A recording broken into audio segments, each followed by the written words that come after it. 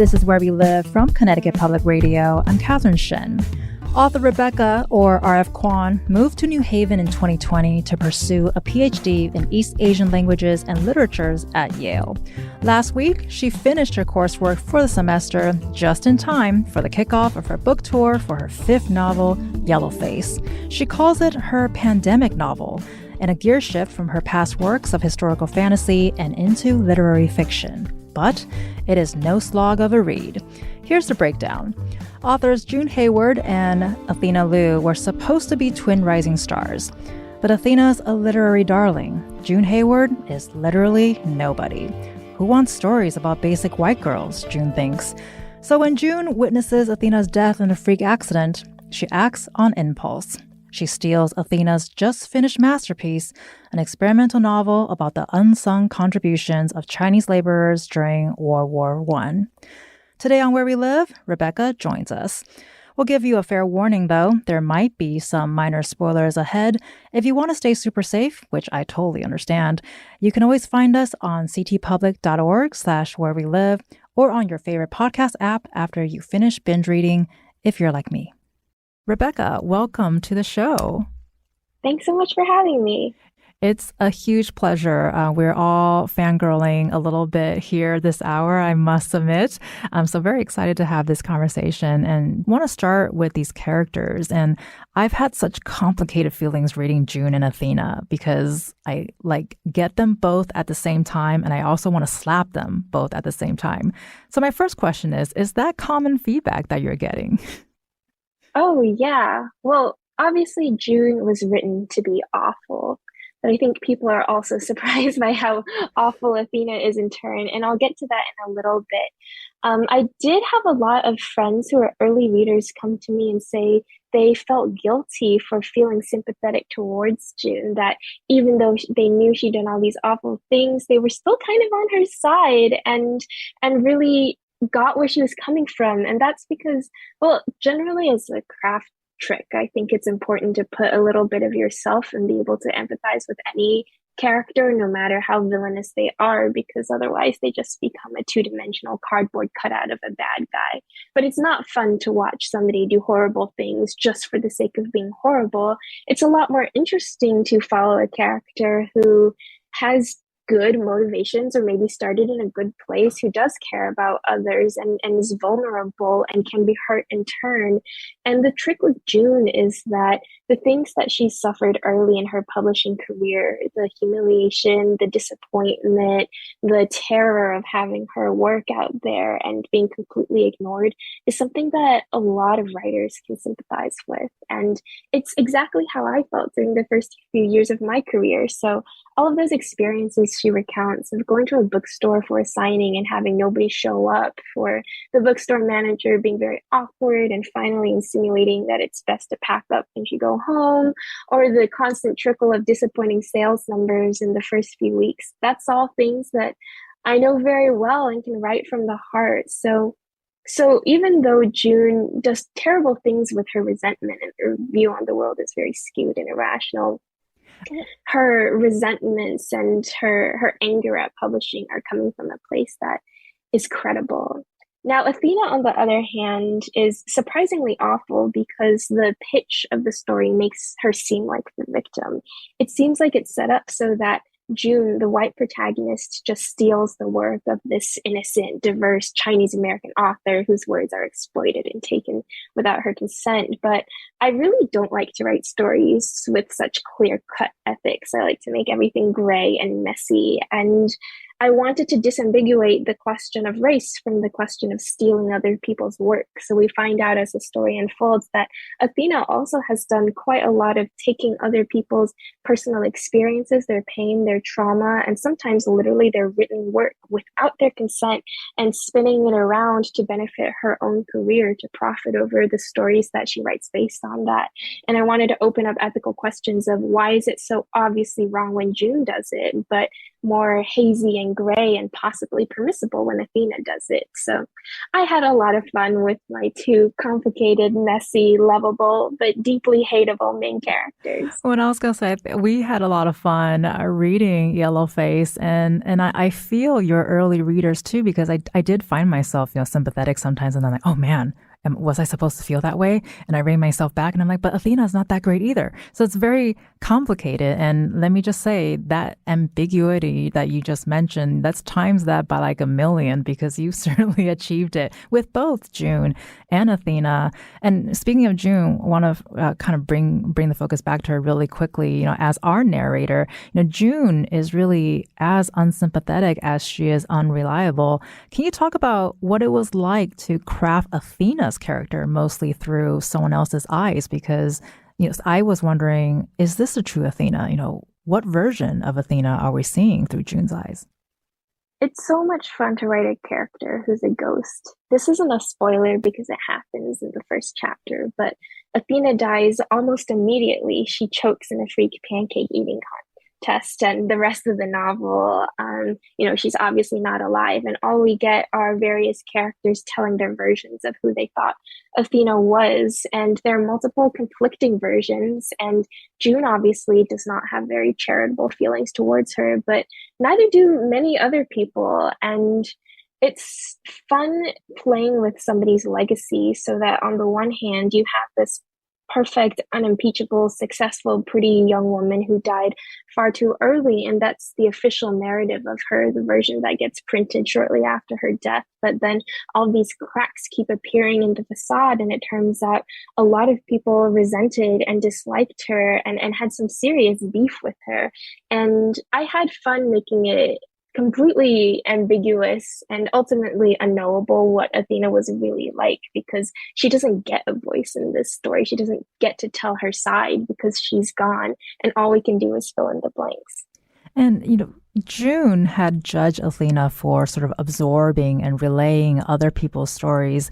You also told Connecticut author Zakiya Dalila Harris that Athena is your worst nightmare because she sort of operates as a cultural broker in this way.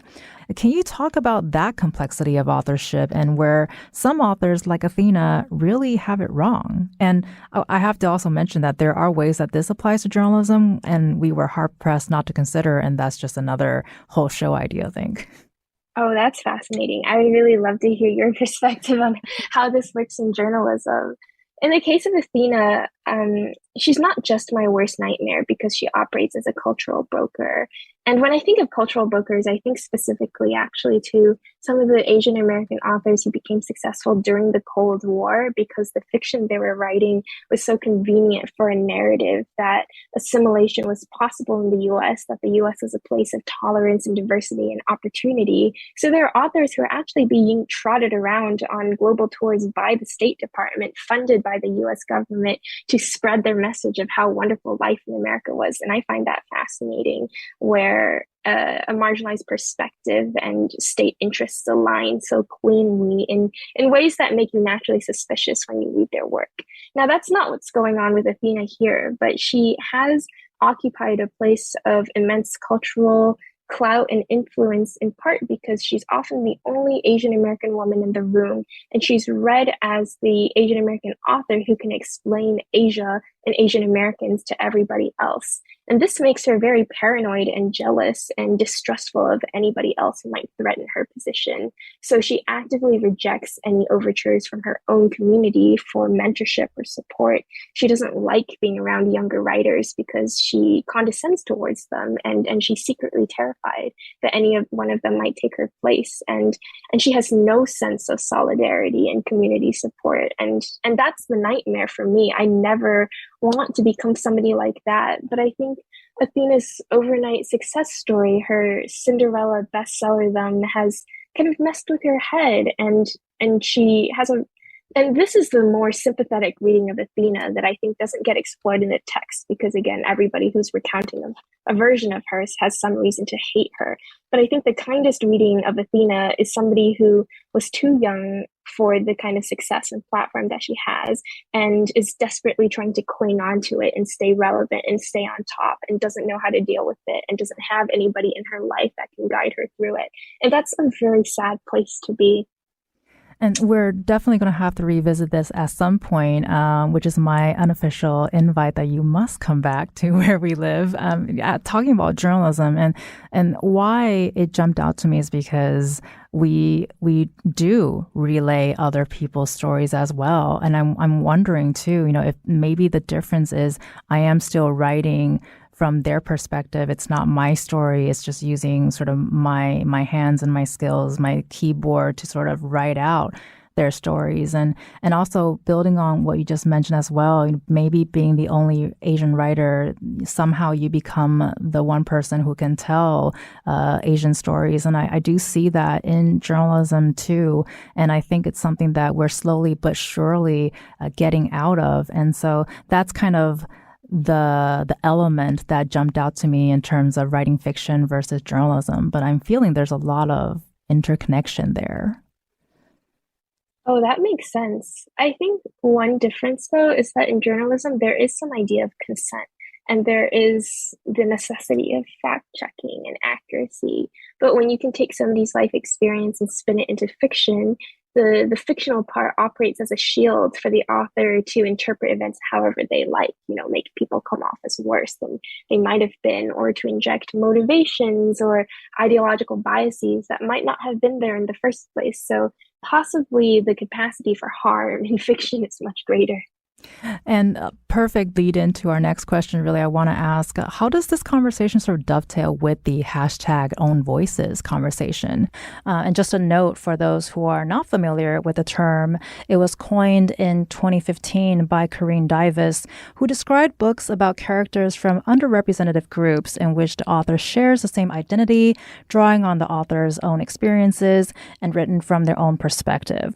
But it has since fallen out of favor for a lot of reasons, and one of those reasons is the nonprofit organization called We Need Diverse Books announced that they stopped using the term in favor of more specific descriptions of each author. The vagueness of the term, they said, has been used to place diverse creators in uncomfortable and potentially unsafe situations. And so, Rebecca, you mentioned own voices in Yellowface, so I would love to hear what are your thoughts about that?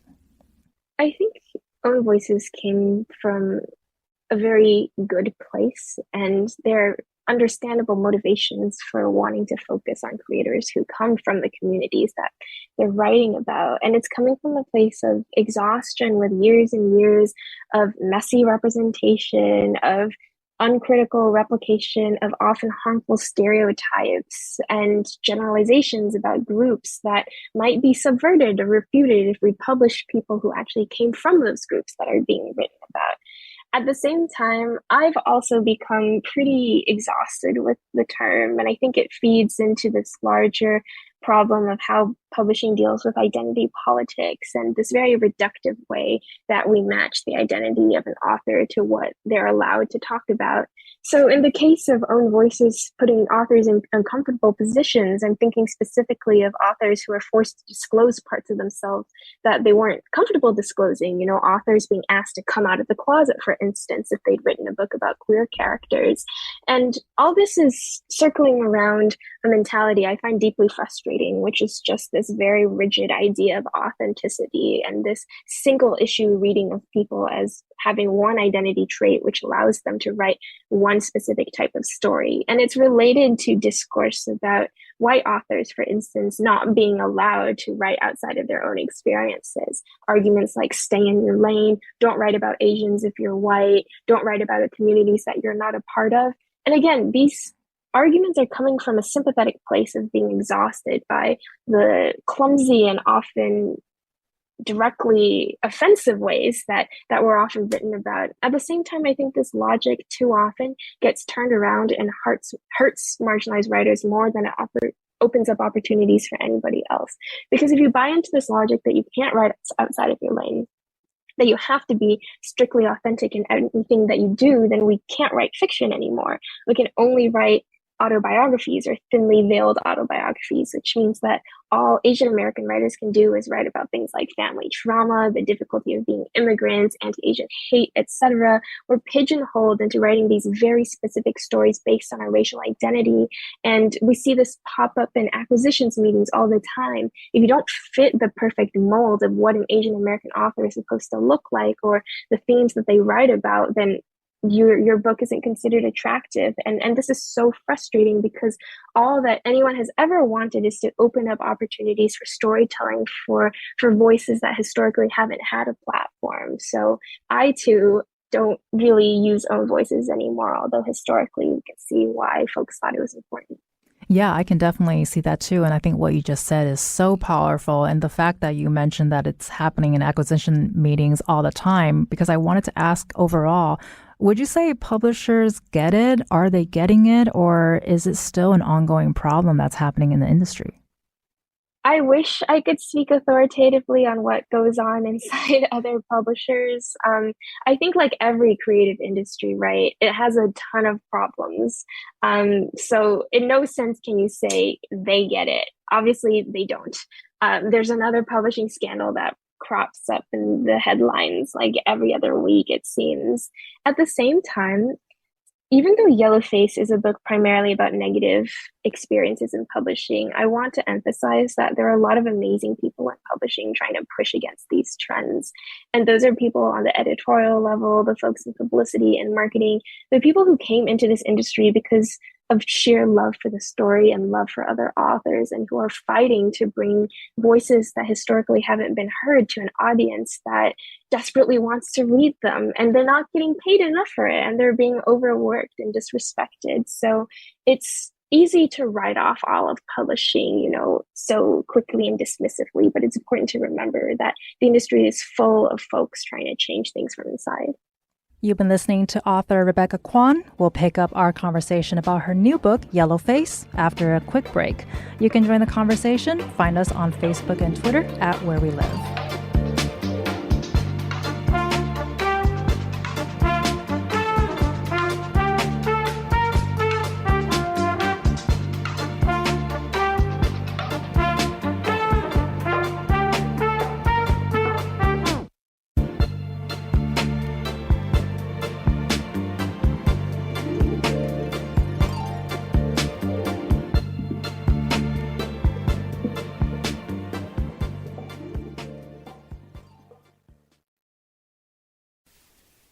This is Where We Live from Connecticut Public Radio. I'm Catherine Shen. This hour, we're talking with author Rebecca Kuang, discussing her new book, Yellowface, a thriller about the publishing industry. And so, Rebecca, my experience reading Yellowface is really like watching a train wreck happen in slow motion.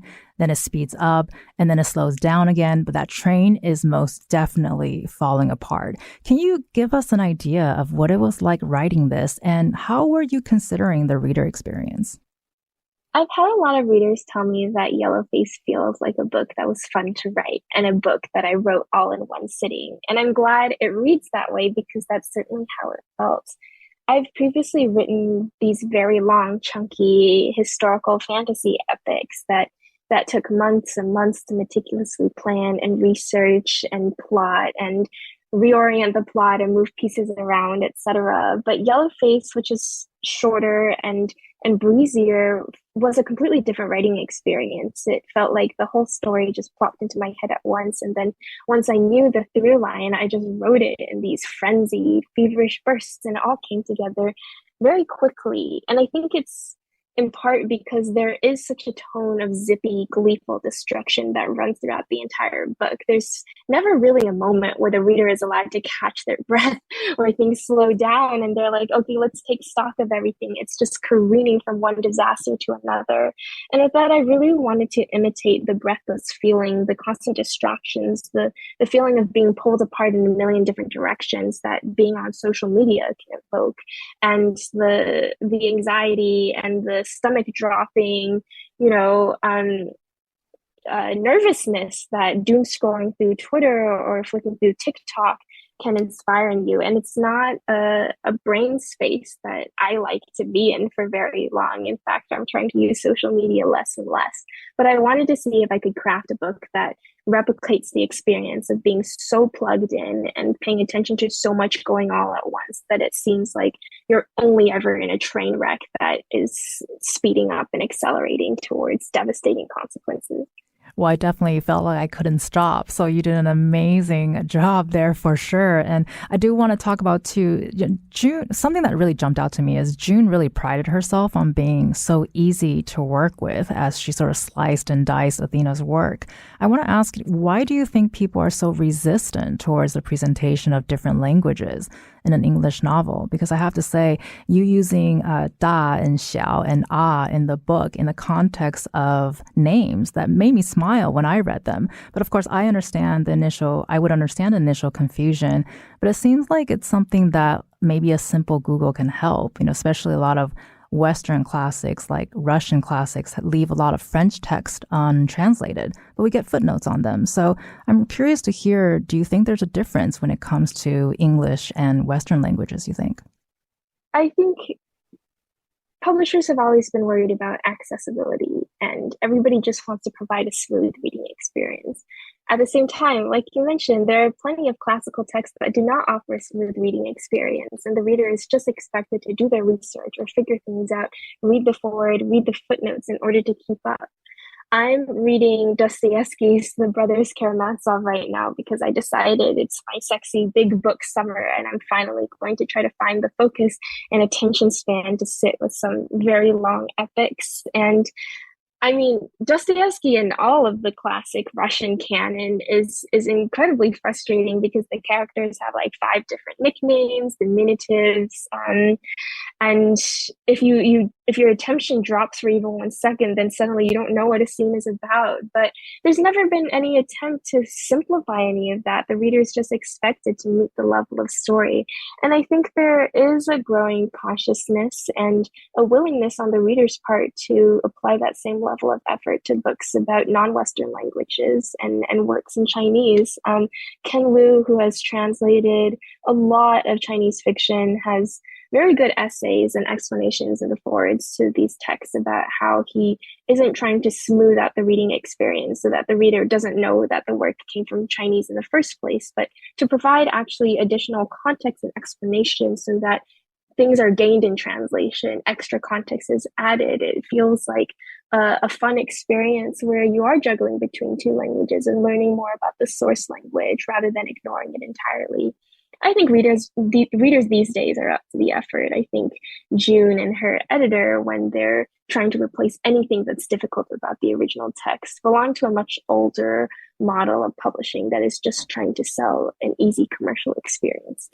But they are vastly underestimating the contemporary reader, in my opinion. For sure. And I want to fangirl for just a quick second because I swear you're in my mind because I was thinking The Brothers Karamazov when I was thinking about that question because I just finished reading it. So while you're having your hot girl summer sexy reading, I actually had a hot girl sexy winter reading with this Russian classic. That's awesome. And I agree that it takes a lot of brain power, but it's actually really accessible, especially if you have a good translation. And another point is I was also thinking exactly what Ken Liu has said when he does his translations, that there are a lot of things that are in fact untranslatable. There's a poetry that gets lost, but the footnotes certainly do help the reader. So it makes me very happy for you that you said that. So I wasn't too off point here. But I just have a moment for a final question for this segment. But without spoiling anything too hard, I kind of want to jump ahead to the novel's finale. The final chapter alone is an incredible moment, almost free of space and time. And after all the actions has gone down, we sit with June, imagining this sort of vicious cycle continuing. And I think there's this thought that June actually doesn't learn anything. And I do love how ultimately human this is to a certain extent, maybe a little too real. Can you talk us through that? So the book has quite a cyclical, pessimistic ending, and I don't think that's too much of a spoiler because it's not like a novel like this was ever going to have a happy ending. Any novel where true justice is served would, be far more absurd and ridiculous than the satire that this novel already exists. And with that, I wanted to think about the very worrying way in which we treat cancel culture and online callouts and pile-ons, where it always begins from a place of genuine concern, wanting to acknowledge some harm that's being done, wanting to talk about bad behavior in industries or communities, but it very quickly spirals because it's happening so visibly online for anybody to pop into and offer their opinion on. It becomes entertainment, and I hate this. I hate how people gleefully talk about other people's pain and want to hear updates as if it's a reality show, as if it's a piece of fiction unfolding for their enjoyment rather than very painful things that impact real life people. And without giving too much away, I think the ending of the book is a commentary on how these frustrating issues of racism and discrimination and exploitation in this industry might just be spun again as another fun tale about it all. And I want us to stop thinking about it as fun tales. I want us to think about it as important conversations we need to have and to change the way we're having those conversations. And speaking of Dostoevsky, my producer and I felt a very heavy Russian literature inspiration in this final chapter as you talk about sort of just how it progressed. And it does feel like an incredible narrative experiment. Can you talk about that? Does that make sense? Well, my reading Dostoevsky postdates finishing Yellowface. So I don't know if that influence is there. I will say I read a lot of Vladimir Nabokov, and he's always been one of my favorite authors. Pale Fire, especially, I think is hilarious. And I can't remember now if I read Pale Fire before or after I turned in Yellowface, or maybe I was reading it during edits. But it similarly has this protagonist who is quite hilariously lying about who he is and lying about a version of events that is subverted all at the end. And I think it's just so fun to write somebody who is so delusional and clever at the same time and is lying to themselves about their genuine motivations, but is so good at spinning an alternate version of the truth to the reader that you find yourself very tempted to believe it. Absolutely. I think June is kind of the peak of unreliable narrators. So you definitely did a great job there. We'll pick up this conversation with author Rebecca Kuang after a quick break. You can join the conversation. Find us on Facebook and Twitter at Where We Live.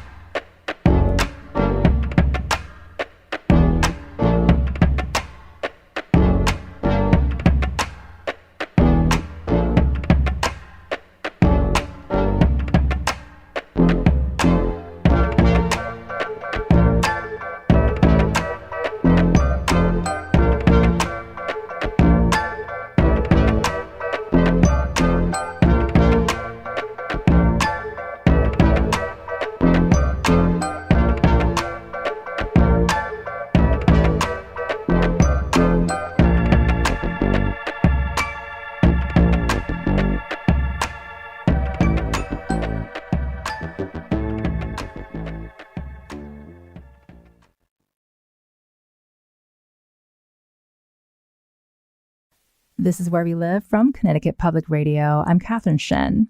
Back with me to discuss her new book is author Rebecca Kuang, whose latest book, Yellowface, came out this week. And you can also join the conversation. Find us on Facebook and Twitter at Where We Live. So Rebecca, I want to also take this opportunity to talk about what else are you working on? Because you started your PhD at Yale's Department of East Asian Languages and Literature.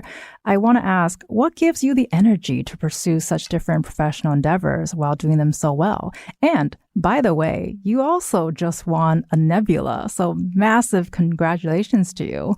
Thank you. I get a lot of questions about how I balance everything, and I never have an encouraging answer because there is no magical solution. I just always have too much to do, and I'm always running behind on deadlines and not getting enough sleep and feeling stressed constantly. And I've also learned recently that I just have to slow down and build in breaks for myself because I used to be able to write and go to classes and manage everything all at once. But the PhD is much harder than my master's programs were and far harder than undergrad was. And I'm also teaching now, and teaching involves so many hours of preparing for lecture and prepping for discussion section, writing handouts, grading papers, going to office hours, etc. So it just feels these days like my days have shrunk. And if I try to put out work at the same pace that I have before, then it's not going to be the quality that I expect from myself. So I'm forcing myself to put the brakes on. And I had a fantasy novel that was supposed to come out next year, but we've pushed it to 2025 precisely because I just desperately need that time off. I mean, I'm studying for my qualifying exams next year, and that means reading anywhere from 150 to 180 texts and writing notes on all of them and demonstrating some mastery of them. I'm also getting married next summer, and I want to go on my honeymoon and enjoy it without being stressed. So I think it's good for myself as a creative just because you need time to recharge and get inspired again, and also for my own mental health and myself as a human, that I'm taking a break from everything. Well, I think a lot of people would appreciate that message very hard, and massive congratulations for getting married next year. That's really exciting. And for sure, you should definitely take some time off for that. And Thank so you. you're doing so many things. You've done. I mean, you just made a list of all of the things that you're working on, and we know that something else that's sort of in your horizon is a thing that scared you all this time that you have said in an interview, which is a book that's in conjunction with your father. Can you tell us a little bit about what that's going to be like and about that process? And I also think it's wonderful that your father wants to work with you on this. How important is that for you? Oh, I'm so excited about working on this project. It's bringing me closer to my family, and it's in a lot of ways the story that I've always wanted to write but never felt ready for until now. And so briefly, this book, which is just acquired, it's not coming out for a few more years because I have to write it. But it's this big intergenerational family epic that traces a Chinese American family from 1989 to their movement to the US and their life there and their attempts to negotiate, carving out an individual path for themselves while being affected by so many major events in Chinese and American history. And it's very closely inspired by my dad's own experience coming to the US as a grad student in 1989. And I've just had so much fun sitting down and turning on the recorder and interviewing him and his friends. He has this whole generation of uncles. I call them uncle, even though there's no blood relation, folks who came from the same village or folks he met during his year in college in China who all immigrated to the US around the same time and are spread out all over the country. And I'm fascinated by those early years trying to figure out how to speak English, how to pay rent, how to find an apartment, how to get a driver's license in the US when none of their parents had ever driven around in cars. And it's easy to frame these family autobiographies of these big sob stories, how hard it was to be an immigrant. But I'm discovering along the way the parts that inspire me most are the joyful, silly aspects. The fact that my mom was the one to teach everybody else to drive. And her advice was that when you're going downhill, just put the car in neutral to save gas. I mean, that's ridiculous. And I'm shocked that anybody survived. But it's a deeply human story about just those early years of figuring out how to be Americans. And I want to interrogate and deconstruct those stereotypes or those standard narratives of immigrant trauma and instead focus on the specificity, which somehow makes it more universal all at once, just of this one story of Chinese Americans navigating this new place. Well, it makes me feel so joyful to hear you talk about joy because I think there's still so much craving for it, especially in the context of what you were just talking about. And I hear that a lot too, that we need more of those happy stories because it really just shows how human we all really are. And so that's just me saying that I'm very much looking forward to that. So all the luck to you for creating and writing it. And I also want to touch on the last time you were on the show, you talked about a very different writing process for the Poppy War, where you shared each chapter with your father and wanting to sort of one up the last chapter. And you compared this to Charles Dickens's monthly installments. And I'm also a huge fan of him, by the way. Did you have a similar process for Yellowface? No, because I actually haven't used that process for any of my novels since the Poppy War. That was a very exceptional time because it was the first book I ever wrote, and I didn't know that anything I wrote was very good or would make sense to any reader aside from myself. So I found that the only way to motivate myself was to continue sending chapters one by one to my dad every few days, and his just overwhelming enthusiasm and excitement for the next installment is what pushed me to keep writing to finish the story for him. But that actually doesn't suit my writing process very well because I don't like writing chronologically. And I've never since been able to replicate the experience of writing it chapter by chapter because I'm messy and I like to go all over the place. I like to write the end before I write the beginning. I like to write random scenes in the middle and then stitch it all together. So with every subsequent book, I'm very much in my own head and I'm the only one who has access to the manuscript until there's a draft that makes sense and is polished enough for somebody else to devour all at once. But so in short, no. But that first experience was very special and I'll never forget it. Well, and I was going to say, just by you saying that, I can imagine if you did that for Yellowface, it would be an extremely chaotic serial installment. So previously you had said that literary fiction was a gear shift for you. Do you think you'll shift back here again in the future? Oh, sure. I love not knowing what I'm going to write next. I have always wanted to challenge myself with every new project to try on a different voice, to try on different narrative structures and techniques. And that's because I'm terrified of getting bored and just spinning my wheels and writing the same kind of story over and over again.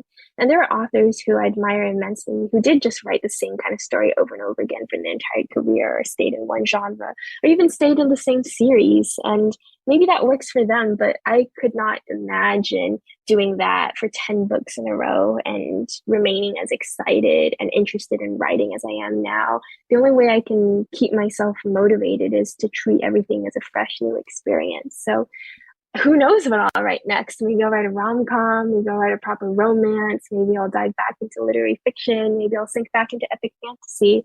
I think it's not knowing that is what's exciting. Well, and then speaking of genres, I would love to get your thoughts about do you think there are any broad changes in attitudes towards fantasy as a genre? I know that was a huge influence for you growing up, and I think we have a different audience and a different kind of reader now. What are your thoughts about that? Well, I would hope so. I do think that sci-fi and fantasy are no longer being read as this very niche genre that only a small collection of nerds is interested in. And a lot of fantasy novels have gone mainstream. I think it's partly the massive popularity of Game of Thrones that proved that fantasy could be this thing that everybody in the country tunes into on Sunday nights instead of something that it's not cool to admit that you like. At the same time, I think that these literary prejudices still exist. There is this assumption that if you write fantasy or science fiction, then you're not really doing anything literary. You know, there's no craft involved. There's no art to the story. The only reason why readers are invested is because of the plot and the content. But I think people still don't take fantasy writers seriously as writers, period. So I thought it was very funny when I switched to literary fiction, how there are these headlines such as Kuang makes her literary debut. And I would just think that once you're 4 books in, you're no longer a debut author because I don't think there's that much difference in storytelling between fantasy and lit fic. And there are fantasy authors whose prose I think is far more marvelous and artful and beautiful than some lit fic I've read. But people are always going to be snooty about genres they don't understand. Well, I love that you talk about that too, because I want to ask you too, because you talked about growing up with a lot of wuxia, which is a Chinese fantasy or high fantasy genre. I also grew up with a lot of that. And it's certainly a genre that I've been told as a kid that, oh, you're not reading a real book. Like that's not real literature. But I have to say, I learned so much of Chinese poetry through this genre. And is this something that you would consider exploring? Because I would absolutely buy it yesterday. Maybe. Who knows what I'll do in the future? It's not on my slate now, but for instance, I've always wanted to go back to the world of the Poppy War, and I think it'll take many years before I'm ready to return to that aesthetic, but I'd never close it off. Well, that makes me hopeful.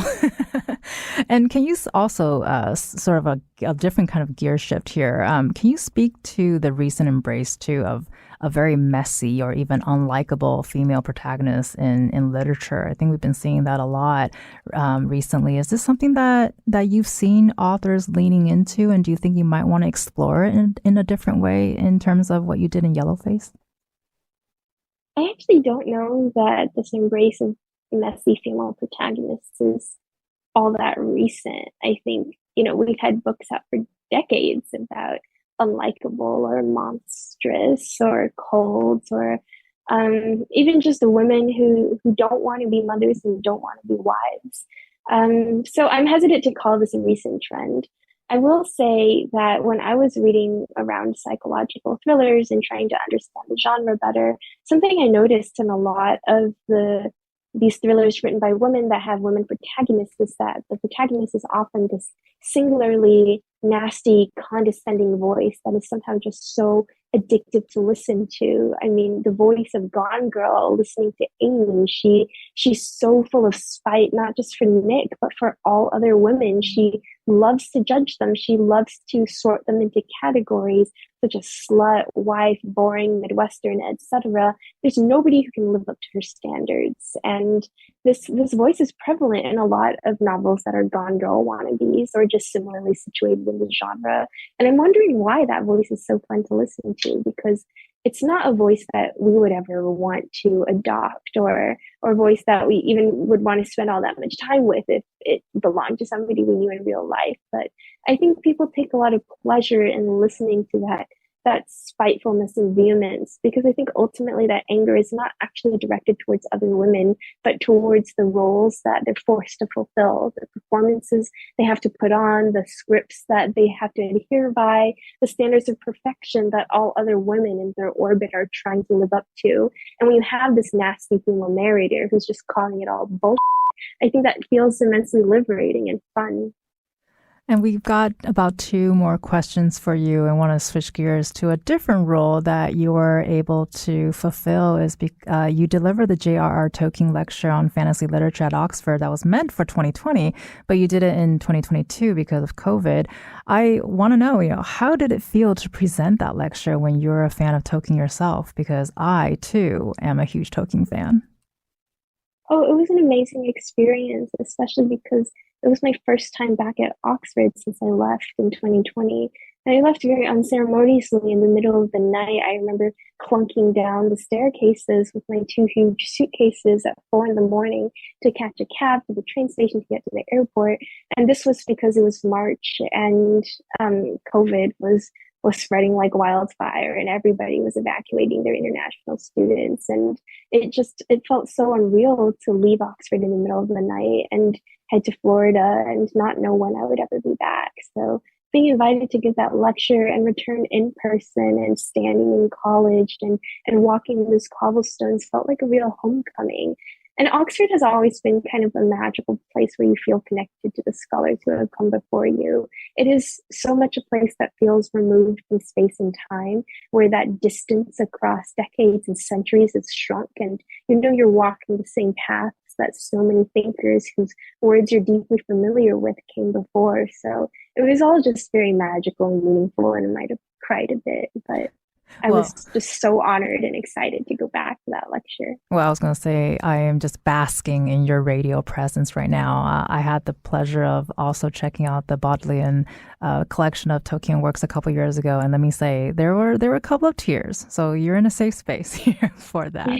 And I also want to touch on, you were on the show last to talk about the Poppy War trilogy, as we've talked about earlier, and it's now actually being made into a TV series. And I'm wondering, are there any updates that you can give on that, or how are you feeling about that?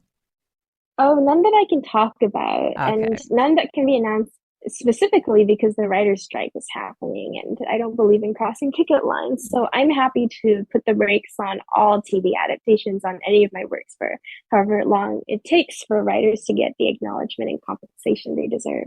Well, I was going to ask you, what are your thoughts about the writer's strike? But I think you just gave us your answer, so I appreciate that. And I do want to ask too, do you have any final thoughts on this latest project that you want to leave with us, Rebecca? Anything else that you would love our listeners to know, or just to say?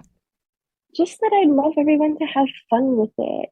It's a novel that is so sharp and biting, but it's this gleeful, absurdist process at the same time. And I come from a Chinese storytelling tradition of really bleak, dark humor and the absurdity of stepping back from some incredibly messed up stuff because at some point all you can do is point and laugh at it.